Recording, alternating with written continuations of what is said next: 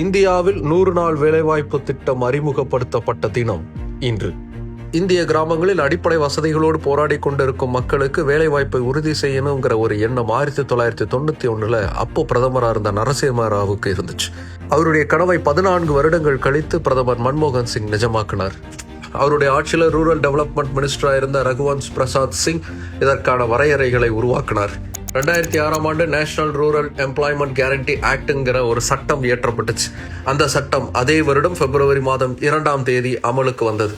முதலில் 100 கிராமங்களுக்கு அமலுக்கு வந்த இந்த திட்டம் அதற்கப்புறம் இந்தியா முழுமைக்கும் பரவலாச்சு. கிராமத்துக்கு தேவையான பொதுப்பணிகளை செய்வதற்கு விண்ணப்பிக்கக்கூடிய அத்தனை பேருக்கும் வேலை வாய்ப்புங்கிறது உறுதி செய்யப்பட்டுச்சு. விண்ணப்பித்த 15 நாட்களுக்குள் வேலை ஒதுக்கப்படலாம், அதற்கான மானியமும் வழங்கப்பட்டுச்சு. இந்த 100 நாள் வேலை திட்டம் மூலமா ஒவ்வொரு வருடமும் 5 கோடிக்கும் அதிகமான மக்கள் நேரடியா பலனடைகிறாங்க. அதுலயும் அதிகமான பேர் பெண்கள். இதுவரை கிட்டத்தட்ட 1,10,000 கோடிக்கு மேலான செலவுல இந்த திட்டத்தை தொடர்ந்து செயல்படுத்திக்கிட்டு இருக்கு அரசு. NREGA இருந்த இந்த திட்டம் அதுக்கப்புறமா Mahatma Gandhi national rural employment guarantee ஆக்ட்ங்கிற ஒரு பேரோட மாறிச்சு. அதன் பிறகு Viksit Bharat guarantee for Rozgar and Ajeevika mission அப்படிங்கிற பேர்ல 125 நாள் வேலை திட்டமா இது மாற்றப்பட்டிருக்கு.